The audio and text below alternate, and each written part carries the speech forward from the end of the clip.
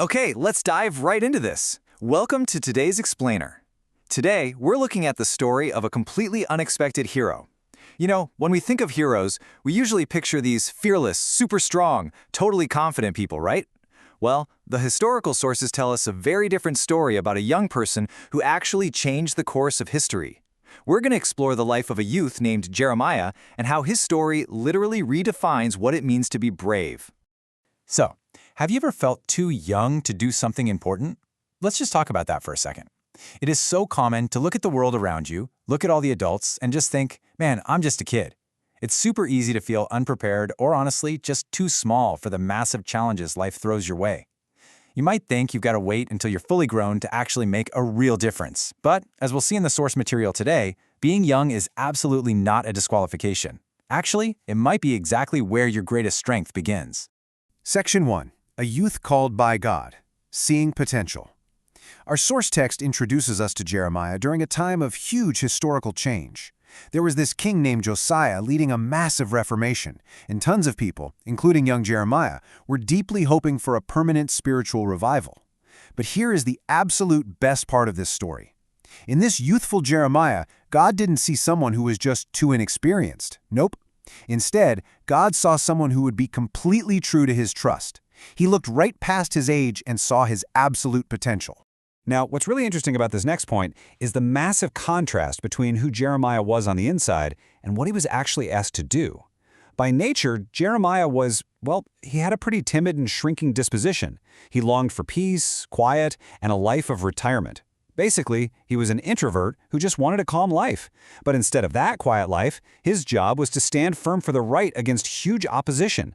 God was asking a nervous, quiet youth to step into literally the loudest, most difficult role imaginable. So, how exactly does a quiet kid handle a job like that?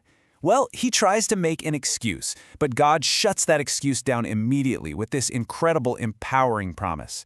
He says, "Say not, I am a child. Be not afraid of their faces, for I am with thee to deliver thee." This right here is the inciting incident of Jeremiah's entire life.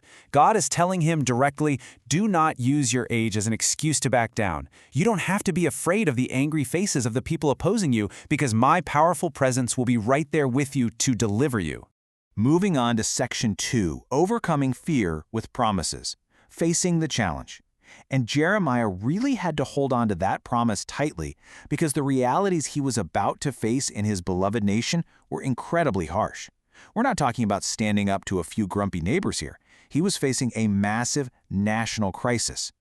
To understand what he was up against, we need to look at the real villain of our story, which the text calls apostasy.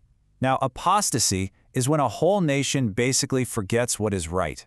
And worse, the text notes they showed continued impenitence. In everyday terms, that means they completely refused to change their sinful ways. They knew they were doing wrong, and they just kind of didn't care. Our source tells us that Jeremiah's heart was literally wrung with anguish over the ruin caused by this sin.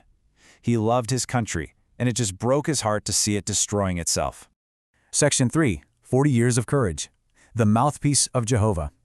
See, Jeremiah couldn't just speak up once and then call it a day. In a time of unparalleled apostasy, he was called to exemplify the worship of the true God. And during the truly terrifying sieges of Jerusalem, when absolutely everything was falling apart around them, he was to be the mouthpiece of Jehovah. He had to speak the truth when literally no one else would. And he didn't just do this for a week or a month or even a year. 40. For 40 years, Jeremiah bravely stood before the nation as a witness for truth and righteousness. I mean, can you even imagine that? 4 decades of standing up to great opposition, despite naturally being timid and shrinking. This single number makes his timeline so real and tangible. It proves that real courage isn't about never being afraid. It's about showing up year after year because you know for sure God is with you. Section 4, Letting God Lead Us, the Ultimate Realization. Now as we pivot from the history of his life, we hit the real climax of the story. Through all those intense experiences in his youth and his later ministry, Jeremiah learned one absolutely crucial lesson. It's essentially the secret to how he survived those 40 years. And this brilliantly illustrates his big realization. The way of man is not in himself. It is not in man that walketh to direct his steps. He even learned to pray, "Oh Lord, correct me." You see, Jeremiah learned that true courage doesn't come from just hyping yourself up or relying on your own strength. True courage comes from recognizing that we don't always know the best way to go on our own. We have to let God lead us, and, this is key, even let God correct us when we start wandering off the path. Section 5. Hoping in God's Mercy. Finding light in the dark. Now, it's really important to acknowledge that even heroes have bad days. The source text absolutely does not hide this. There were times Jeremiah was called to drink the cup of tribulation and sorrow. He was so miserable at one point that he was tempted to just throw in the towel, crying out, "My strength and my hope is perished from the Lord." He felt totally, completely empty. But right when he hit rock bottom, he recalled the providences of God. He remembered how God had been there for him all along, and he triumphantly exclaimed this absolutely beautiful realization. It is of the Lord's mercies that we are not consumed, because his compassions fail not. The Lord is my portion, therefore will I hope in him. Remembering God's mercy and unfailing compassion, that completely restored his hope, even in the absolute darkest of times. So the crucial point comes down to three main takeaways from the source material. Number 1, you are never, ever too young to be called. God sees your potential right now today. Number 2, courage doesn't mean you aren't scared. Courage comes from relying on God's promise to be right there with you to deliver you.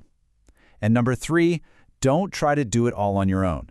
Trust God to direct your steps, correct your path, and always rely on his endless mercy when things get tough. You can literally apply Jeremiah's journey to the choices you make every single day. Which brings us to our final provocative thought. Where is God directing your steps today? Just like the young, reluctant hero Jeremiah, you have a path laid out for you. You might feel a bit timid, or you might feel too young, but God is ready to walk with you. I really want you to think about that question as you go through your week. Thank you so much for joining me for this explainer, and I hope Jeremiah's incredible 40-year journey inspires you to trust in God's direction today.